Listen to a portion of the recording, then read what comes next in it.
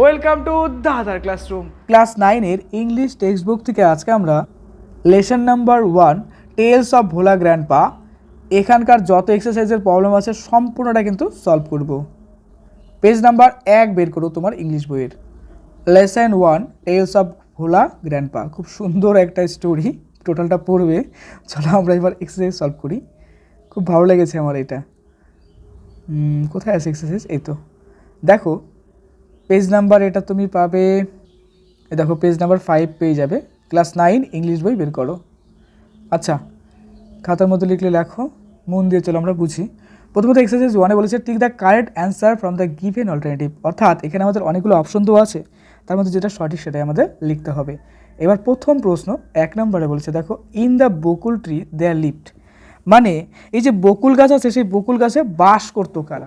এতে আছে ক্রস বলতে কাক, বিতে আছে মাঙ্কি, মাঙ্কি বলতে বানর, তারপর সিতে দেখো টাইগার, জিতে আছে স্প্যারো। আমরা গল্পটা পড়ে দেখলাম যে সেই বকুল গাছে কারা বসবাস করতো? বানরেরা, তাই না? বানর বা বাদর আমরা বলতে পারি। তারপরে অপশন নাম্বার বি হবে কারেক্ট, অর্থাৎ এখানেও হবে টিক চিহ্ন। বুঝতে পারলে? তাহলে উত্তর কি হলো? 1-এর বি নাম্বার মাঙ্কিস। এবার আসছে আমরা 2 নম্বর প্রশ্নতে। On the way back from the festival, Bhola Grandpa tightly held on to the 2 fingers of his, মানে যখন ওই যে উৎসব থেকে ফেরার পথে ভোলা দাদু যেটা ছিল শক্ত করে ধরেছিলেন, কার কি ধরেছিলেন? অবশ্যই আমরা গল্পতে পড়েছিলাম যে তার নাতির 2টি আঙুল ধরেছিলেন। দেখো এখানে সিতে আছে গ্র্যান্ডসন, তাই না? তার মানে সি নাম্বার অপশন হবে রাইট, এখানে grandson. 3 number a gang of pirates are burying in, দেখো এই গল্পে কিন্তু একটা বড় বাক্সের কথা বলা হয়েছিল, তাই না? তাহলে এ লার্জ বক্স, দেখো এখানে এই দেখো এ নাম্বার যে আছে লার্জ বক্স, এই লার্জ বক্সের কথা কিন্তু আমরা এক্ষেত্রে বলবো বড় বাক্স। ওকে, কমপ্লিট হয়ে গেল, এটা অপশন নাম্বার এ হবে এটা। এরপরে 4 number Bhola grandpa was returning from, মানে ভোলা দাদু কোথা থেকে ফিরছিলেন? Yearly market, monthly market, daily market না উইকলি মার্কেট? একটা ছিল না সাপ্তাহিক একটা মার্কেটের কথা বলা হচ্ছিল, তো সাপ্তাহিক বলতে 1 সপ্তাহ পর পর যেটা হচ্ছে, তাই না? তাহলে এখানে সাপ্তাহিক মার্কেট বলতে সাপ্তাহিক হাট যেটাকে আমরা বলবো, এটা অপশন নাম্বার ডিতে আছে, তার মানে weekly market, option number D is the correct answer হলো। আচ্ছা, তারপরে 5 নাম্বার Bhola grandpa died at the age of, Bhola দাদু কত বছর বয়সে মারা গেছিলেন? আমরা বলছিলাম 95, তার মানে বি নাম্বার অপশন কিন্তু এক্ষেত্রে রাইট হচ্ছে, এটা হবে কারেক্ট অ্যান্সার। এবার এক্সারসাইজ 2-তে বলেছে দেখো answer the following question within fifteen words, মানে আমাদের নির্দিষ্ট শব্দের মধ্যে কী করতে হবে? যে প্রশ্নগুলো আছে ABCD এগুলো সলভ করতে হবে। চলো করে ফেলি। এ নাম্বারে আছে দেখো বলেছে when did Bhola grandpa let out a loud well, এর বাংলা মানে কি? ভোলা দাদু কখন জোরে আর্তনাদ করেছিলেন? তো আমরা জানি কি কখন করেছিলেন। দেখো ভোলা দাদু জোরে আর্তনাদ করেছিলেন যখন তিনি বুঝতে পারলেন যে তার নাতি তার হাত থেকে ফসকে গেছে বা ছাড়া পেয়ে গেছে বা চলে গেছে বা কোথাও হারিয়ে গেছে। তো আমরা আনসারটা দেখবো, দেখো Bhola grandpa let out a loud wail when he realise his grandson had slipped out of his grip.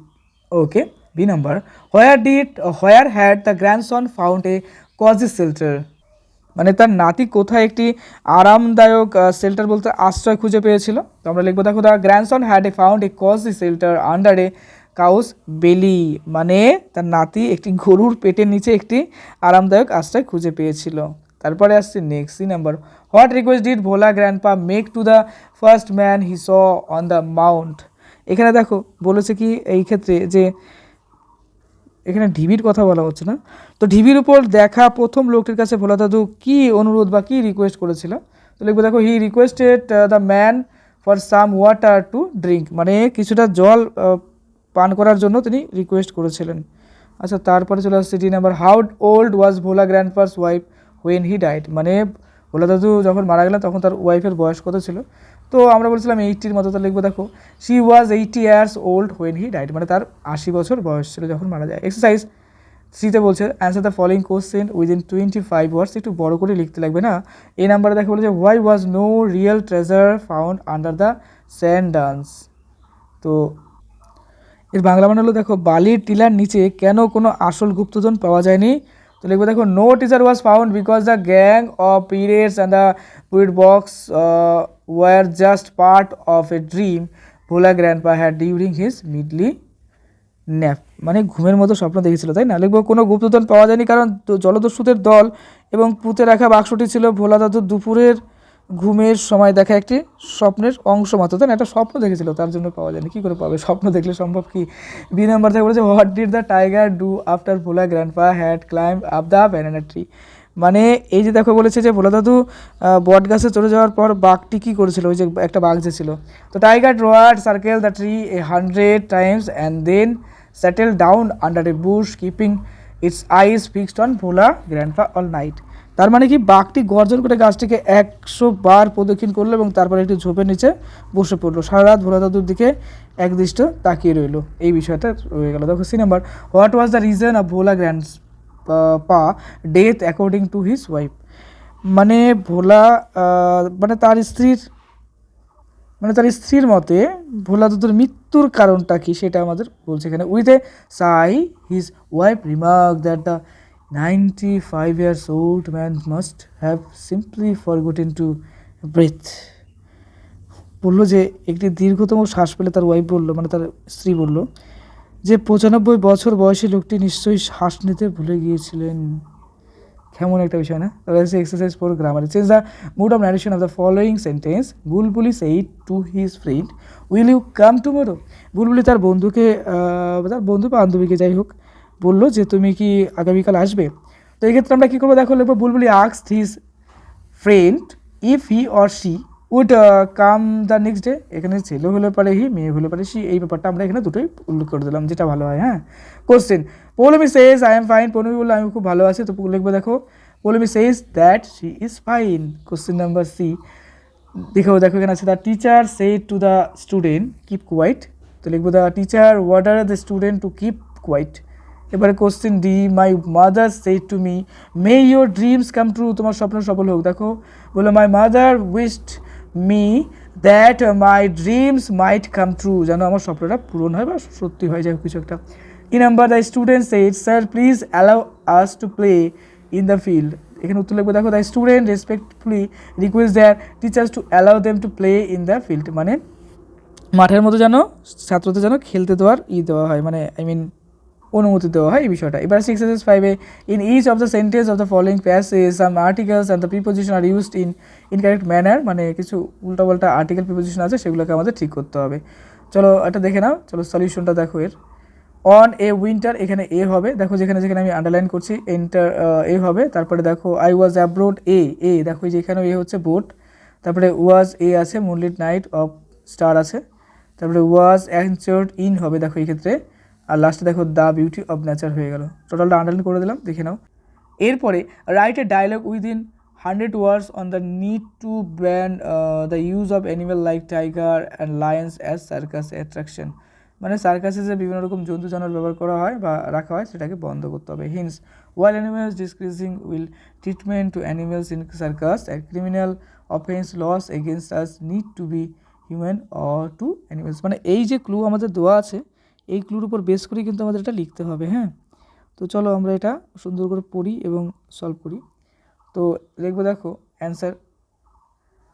তো আমাদের ডায়লগ লিখতে লাগবে। দেখো আমরা লিখবো অ্যান্সার দিয়ে Anil, did you see the circus poster. তুমি কি সার্কাসের পোস্টার দেখেছো? They still use lions for tricks, মানে লায়নকে তারা ট্রিক্স কাটানোর জন্য ব্যবহার করা। বিনয়, ইটস সিম্পল, এটা লজ্জাজনক ব্যাপার। World animal population are rapidly decreasing, we should be protecting them not caging them. মানে তাদের দেখো বর্তমানে যদি বলি যে ওয়াইল্ড লাইফ অর্থাৎ বন্য জীবজন্তুদের জীবন বা তাদের সংখ্যা সবই কিন্তু ধীরে ধীরে কমে যাচ্ছে।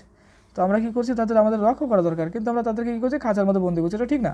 Anil, I agree, the ill treatment they face during training is heart breaking. সত্যিকারে তাদের, আমি তোমার সাথে সহমত হলাম, কিন্তু সত্যিকারে তাদেরকে যে ট্রেনিং দেওয়া হয় সেই ট্রেনিংগুলো খুবই কষ্টকর, খুব বেদনাদায়ক। It should be treated as a serious criminal offence. সেটা কিন্তু সত্যিকারই একটা ক্রাইম বা খুব খারাপ জিনিস, এটা করা উচিত না। এই সমস্ত বন্য জীবজন্তুদের রক্ষা করা উচিত সবার, তাই না? বিনয়, এক্স্যাক্টলি, সত্যি বলছো। While there were laws against such cruelty they need to be enforce more strictly to stop this explosion. সত্যিকারে এরকম একদমই করা উচিত না, তাদেরকে বন্য জীবজন্তুদের ছেড়ে দেওয়া উচিত, তাই না? অ্যাকচুয়ালি আমাদের তো ভাবার উচিত, কারণ এই পৃথিবীটা সবার, তাই কি না? সবারই তো অধিকার রয়েছে। Anil, we really need to be more human. আমাদের আরও বেশি মানবিক হতে হবে। This majestic creature belong in the world not performing for our whim. মানে এরা বনেই ঠিক আছে, এরা আমাদের মনোরঞ্জনের জন্য যে বিষয় বলে না যে কোনো একটা সার্কাসে নাচবে, এটা ঠিক না। Binoy true, a total ban is only way forward, এটা কিন্তু বন্ধ করে দেওয়া দরকার পার্মানেন্টলি। এবার 6-7 write a story with 100 words using the given hints, give a title to the story. মানে এখানে আমাদের কিছু পয়েন্ট আছে, সেই পয়েন্টের উপর বেস করে আমাদের একটা স্টোরি লিখতে হবে। তোমাদের স্টোরি কিন্তু পরীক্ষাতে খুব ইম্পর্টেন্ট হয়, তাই না? নাইট অফ আনএক্সপেক্টেড মানে একটি অপ্রত্যাশিত রাত। এখানে চলো আমরা শুরু করছি পড়া। বলছে moonlit bath the silent however as our school bus returning from a vibrant educational excursion. মানে হলো এক প্রাণবন্ত শিক্ষামূলক ভ্রমণ শেষে আমাদের স্কুল বাসটি যখন গুঞ্জন করতে করতে ফিরছিল, তখন চাঁদের আলো নিস্তব্ধ মহাসড়কটি মানে যে রাস্তাটা ছিল সেটা আলোকিত হয়ে উঠেছিল। Suddenly, a violent jolt and a hissing spray of gravel brought us to grinding halt. মানে হলো দেখো হঠাৎ একটি প্রচণ্ড ঝাঁকুনি আর কেমন একটা হিস হিস একটা শব্দে ছিটকে পড়া একটা ব্যাপার আমাদের বাসটির সশব্দে কেন যেন মানে দেখো এখানে বলছে both rare tyres had puncture, মানে কেমন জানি একটা আওয়াজ হলো আর একটা সময় কিন্তু বাসটা থেমে গেল, বুঝতে পারলাম যে পাংচার হয়েছে। We filed out into the crisp night stranded at a desolate one speed stitch for 2 hours the lonely place transformed under a canopy of shimmering stars. মানে কি অবস্থা না, পিছনের দুটো টায়ারই পাংচার হয়ে গেছিলো। যাই হোক, আমরা এক নির্জন একটা ঝড়ো একটা পরিবেশ, দেখো হাওয়ায় আটকে পড়া অবস্থায় রাতের একটা বিষয় হয় না, রাতের বেলা বেশ ঠান্ডা ঠান্ডা একটা আবহাওয়া তৈরি হয়, প্লাস একটা ঝোড়ো ঝোড়ো একটা পরিস্থিতি, মানে সব কিছু দিক দিয়ে চিন্তা করলে একটা বিষম পরিস্থিতিতে কিন্তু আটকে পড়েছি। আবার initial anxiety melted into impromptu storytelling and laughter. মানে আমাদের সেই সাময়িক যে অবস্থাটাতে একটা অ্যাংজাইটি ভাব, মানে একটা উদ্বেগ, একটা মানে কেমন একটা পরিস্থিতি তৈরি হয়ে গেল। Once the driver fixed the tires, we bored, worried but bounded. We finally reached home carrying a memory for more profound than any textbook lesson. এখানে দেখো প্রত্যেকটা মানুষের জীবনে কিন্তু এরকম একটা পরিস্থিতি তৈরি হয়, তাই না? কোনো না কোনো সময় আমরা এগুলো অনুভব করি, একটা বিষম পরিস্থিতি। তো সেই বিষম পরিস্থিতির কথাই বলা হচ্ছে। দেখো এখানে গাড়ির যে ড্রাইভার আছে সে টায়ারগুলো কী করলো, ঠিক করে দিল। মানে ঠিক করার পরে আমরা সবাই কিন্তু ক্লান্ত হয়ে গেছিলাম এবং সবাই একা একাই বসেছিলাম, মানে একসাথে সবাই বসেছিলাম। তো আমরা সবাই আবার বাসে উঠে পড়লাম এবং অবশেষে কী হলো, আমরা একটা সময় বাড়িতে পৌঁছে গেলাম। এবং এর পাশাপাশি আমরা আমাদের মনের মধ্যে নিয়ে আসলাম এমন এক স্মৃতি যা কোনো বইতেও কিন্তু আমরা পড়েও কোনোদিনও শিখতে পারবো না, মানে একটা গভীর একটা অভিজ্ঞতা কিন্তু আমরা এই ঘটনার মাধ্যমে পেলাম। এখানে প্রত্যেকটা ওয়ার্ড কিন্তু সেই লেভেলের ইউজ করা হয়েছে, দেখো সেই লেভেলের ওয়ার্ড, মানে সেই সময় মানে কী বলবো, এখানে ভাষাগুলো খুব সুন্দর হয়েছে, লেখাটা দুর্ধর্ষ লেভেলে লেখা হয়েছে। অবশ্যই ফলো করো, ওকে, সাবস্ক্রাইব এবং শেয়ার করতে হবে। আর অবশ্যই চ্যানেলের নতুন অবশ্যই সাবস্ক্রাইব এবং শেয়ার করো। আর খুব ভালো থেকো।